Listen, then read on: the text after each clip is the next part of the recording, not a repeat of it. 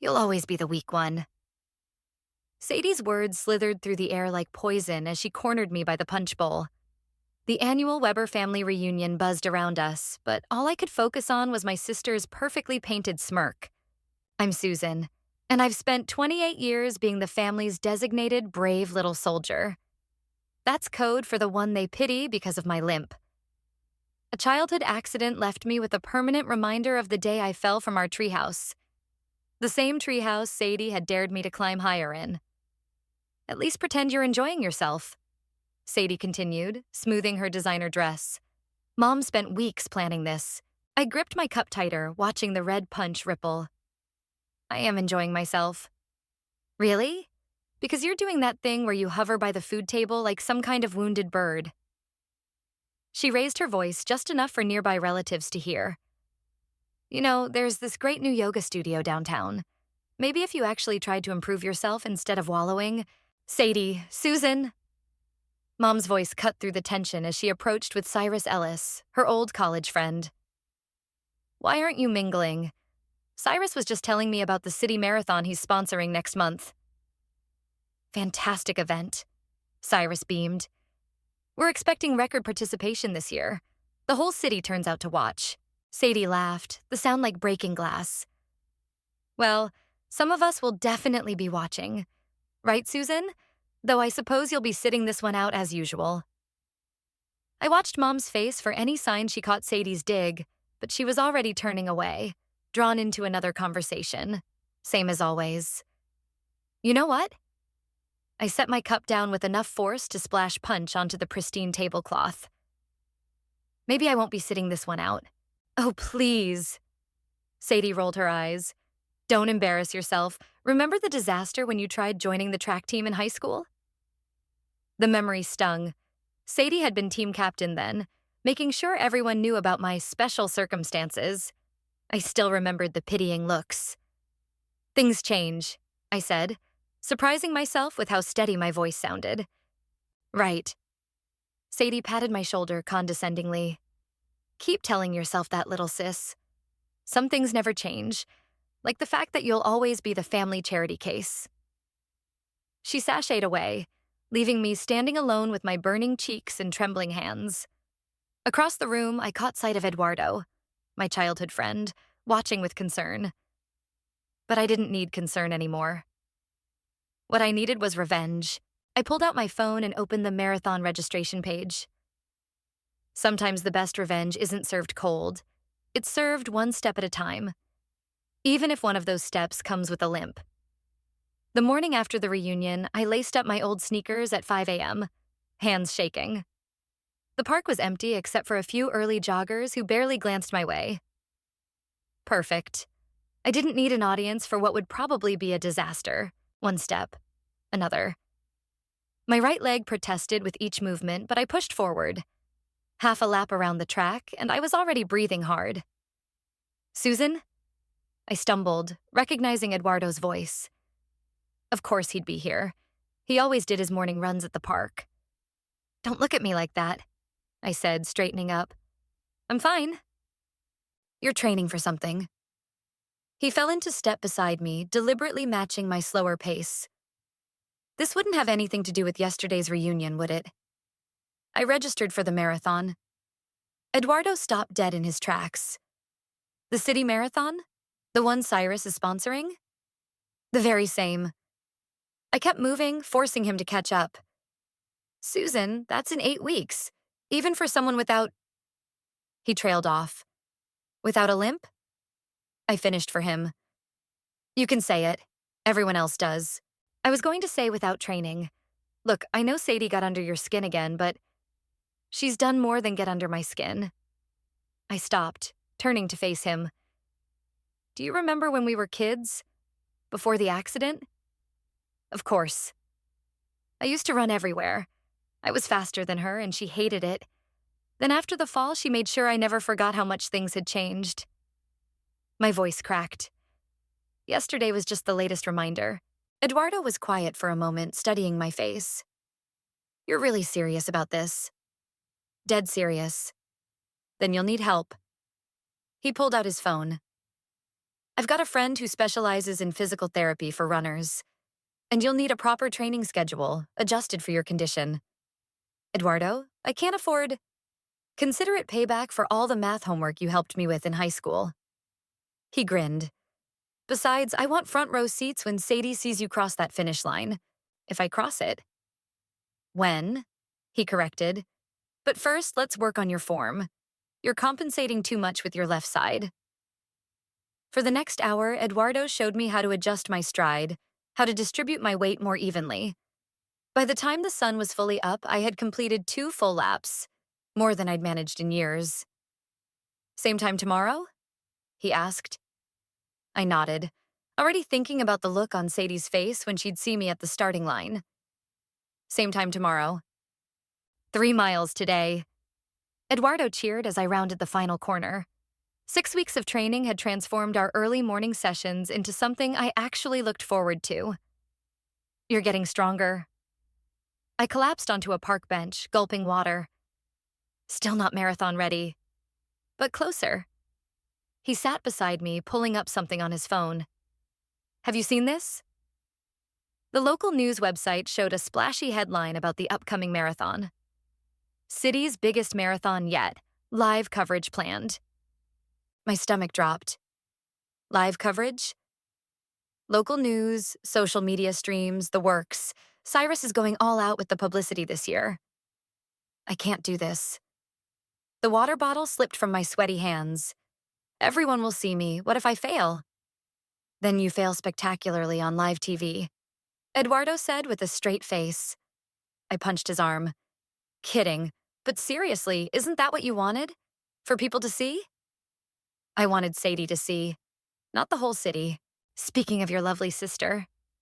Eduardo nodded toward the park entrance. I turned to see Sadie's red sports car pulling into the parking lot. Hide me.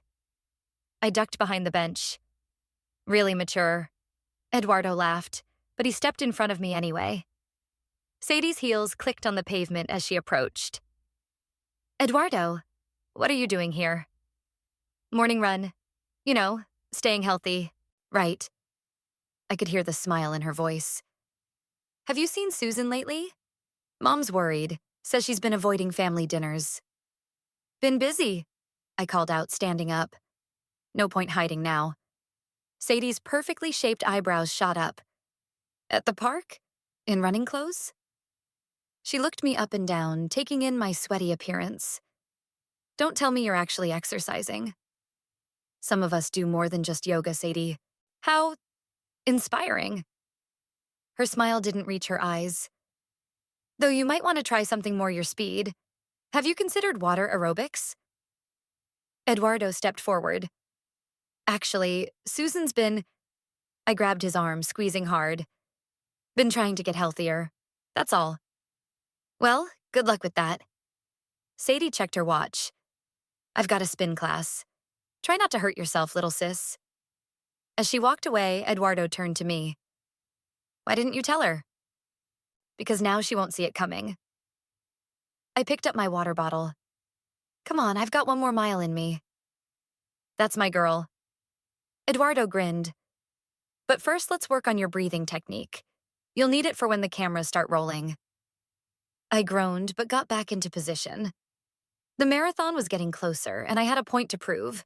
To Sadie, to everyone, but mostly to myself. You can't avoid family dinner forever. Mom said over the phone. Come tonight. Cyrus is joining us, and Sadie's bringing her new boyfriend. Which is how I found myself sitting at our childhood dining table, pushing pasta around my plate while Sadie dominated the conversation. The marathon's going to be huge, Cyrus said during a rare pause in Sadie's monologue. We've got over 3,000 participants already. 3,000? My fork clattered against the plate, including half my spin class. Sadie added, though obviously only the elite athletes have a real shot at finishing. She glanced pointedly at my leg under the table. Mom beamed, oblivious to the tension. Remember when the girls used to race each other in the backyard? Susan was always so fast. Before the accident, Sadie said sweetly. Things change, don't they, Susan? I gripped my fork tighter. Yes, they do. Speaking of change, Sadie's boyfriend Mark chimed in. I heard you've been seen at City Park in the mornings. With Eduardo? The table fell silent. I could feel everyone's eyes on me. Eduardo's been helping me exercise? I said carefully. Sadie laughed. Exercise, please. I saw you two the other day. You looked absolutely pathetic hobbling around the track.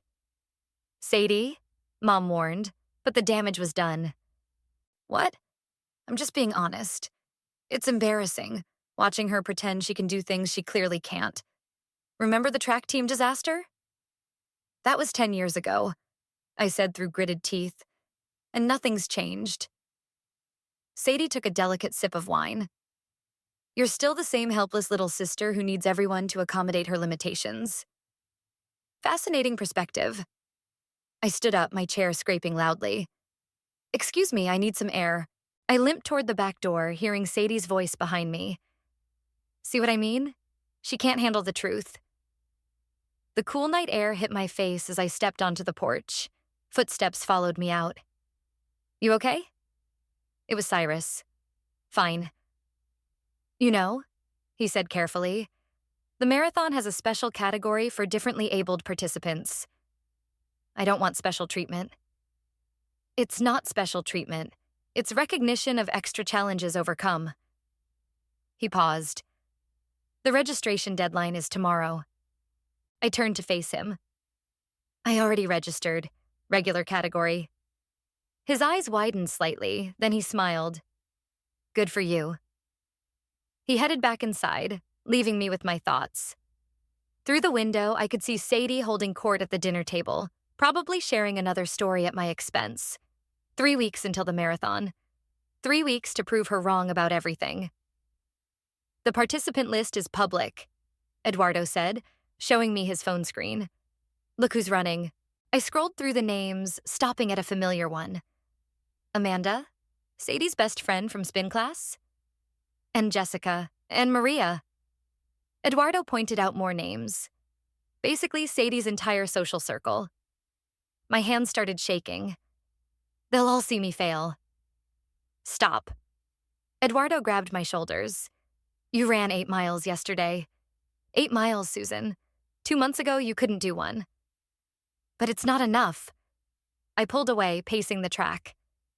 The marathon is next week, and I still can't. Can't what? A familiar voice cut through the morning air. Sadie stood at the track entrance, yoga mat under her arm. Having second thoughts about whatever this is? Eduardo stepped between us. She's training. For what? Sadie walked closer, her eyes narrowing. Then they widened. No, you didn't. I lifted my chin. I did. The marathon? She laughed, but it sounded forced. You registered for the actual marathon? Regular category, I added, watching her face. You're going to humiliate yourself. She shook her head. And on live TV, no less. Did you even think this through? I've thought about nothing else for 2 months. 2 months? She turned to Eduardo. You've been helping her with this madness? Someone had to, he said quietly. This is cruel, Sadie snapped, letting her believe she can do this. You're setting her up for public failure. The only cruel person here is you, Eduardo shot back. I'm being realistic. Look at her. She can barely walk normally. How is she going to run 26 miles? Watch me, I said, but my voice trembled. Sadie's expression softened into something worse than mockery. Pity.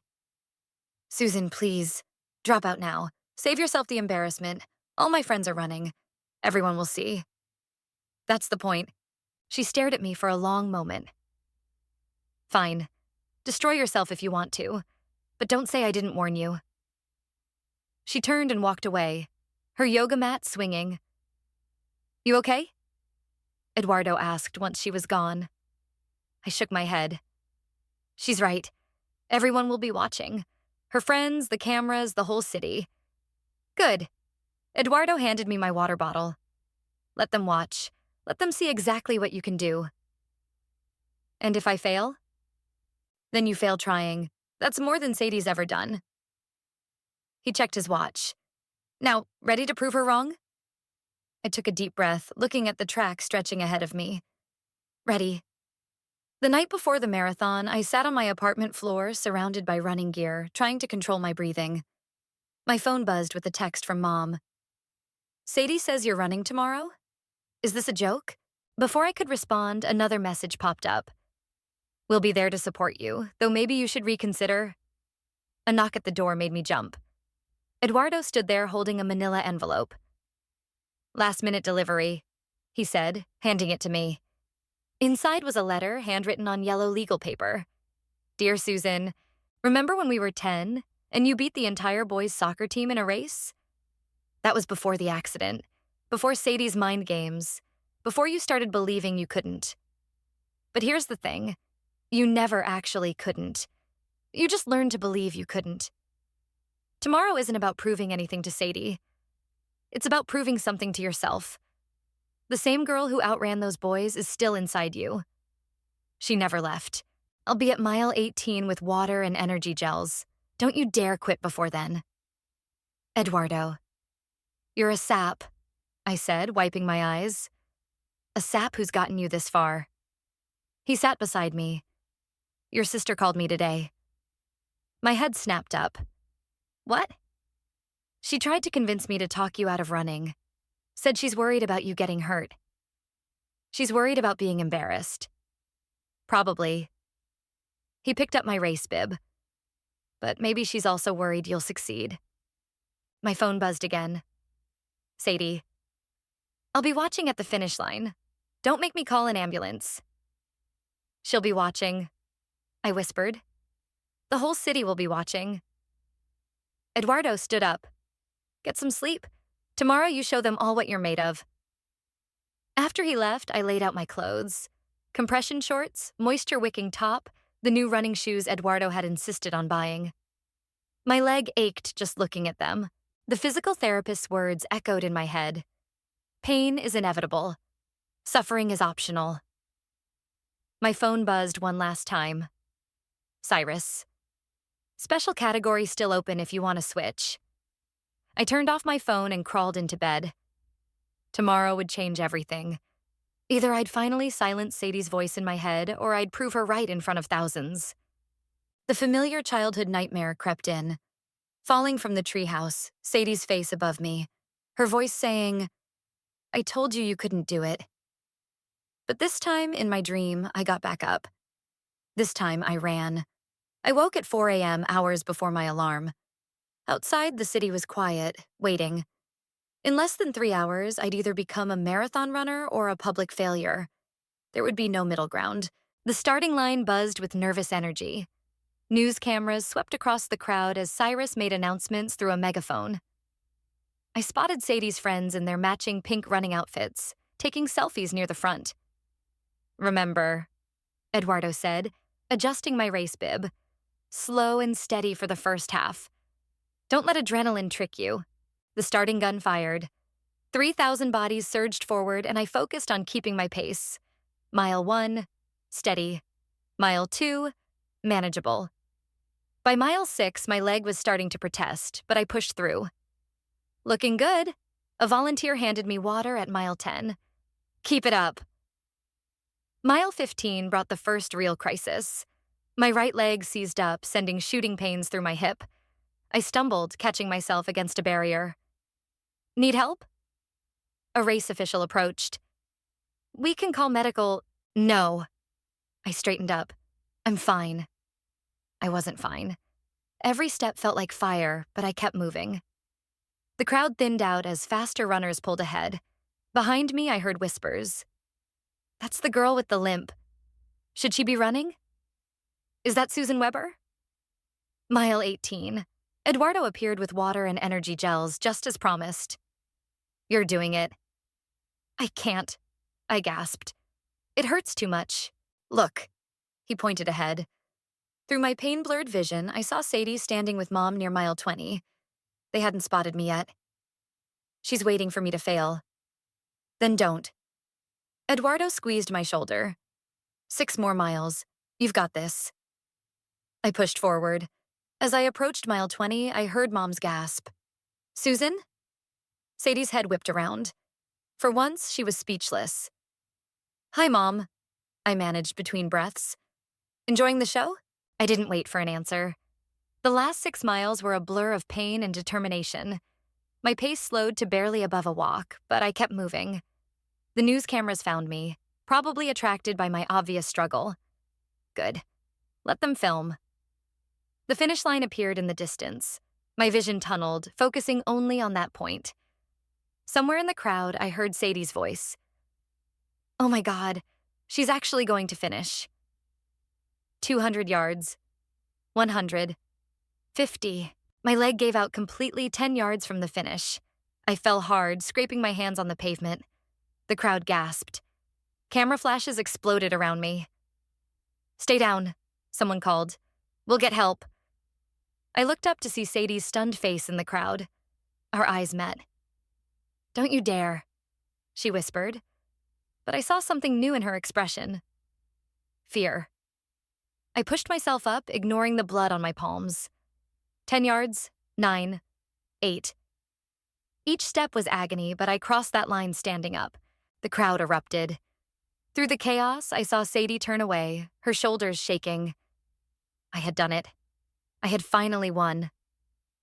The local news played on Mom's TV as we sat in tense silence. My marathon finish had gone viral. The limping runner who fell and got back up. The footage showed my final steps in excruciating detail. "Turn it off," Sadie said from the corner where she'd been standing since we arrived. Mom ignored her. "Why didn't you tell us?" Mom asked, her voice small. "Would you have believed in me?" I touched my bandaged hands. "Or would you have tried to talk me out of it?" "I was trying to protect you," Sadie burst out. "You could have seriously hurt yourself." "Protect me?" I stood up, facing her. "Like you protected me when you dared me to climb higher in that treehouse? Or when you made sure everyone knew about my special circumstances in high school?" "That was different." "No, it wasn't. You've spent 20 years making sure I remembered my limitations. But here's the thing, Sadie. They were never my limitations. They were yours." She flinched. "What's that supposed to mean?" "You were scared." The realization hit me as I said it. Scared that if I succeeded at anything, you wouldn't be the special one anymore. "That's ridiculous." But her voice cracked. "Is it? Because yesterday when I crossed that finish line, you ran away crying. Not because I failed, but because I succeeded." Mom looked between us, finally seeing the dynamic she'd missed all these years. "Sadie, is this true?" Sadie slid down the wall until she sat on the floor, her perfect posture crumbling. "You don't understand. Everyone always talked about how brave Susan was, how strong, how inspiring. Even when we were kids before the accident, I was just there. So you tried to break me? I tried to keep you safe." She looked up, mascara streaking her cheeks. "But you just had to prove me wrong, didn't you? In front of everyone." "No." I sat beside her. I had to prove myself right. The room fell quiet except for the TV, still showing clips of the marathon, of me falling, of me getting back up. "I watched the whole thing," Sadie whispered. "Even after I ran away, I watched on my phone. I kept waiting for you to quit, but you didn't. You never quit. Neither did you," I said. "You never quit trying to hold me back. Maybe now we can both stop." She nodded slowly, then reached for my bandaged hand. "Does it hurt?" "Like hell," I admitted. "But I earned every bit of this pain." "You did." She squeezed my hand gently. "You really did." It wasn't forgiveness. Not yet. But as we sat there watching the footage of my stumbling victory, it felt like the start of something new. Something real. Sometimes the hardest person to outrun is yourself. But sometimes that's exactly who you need to beat.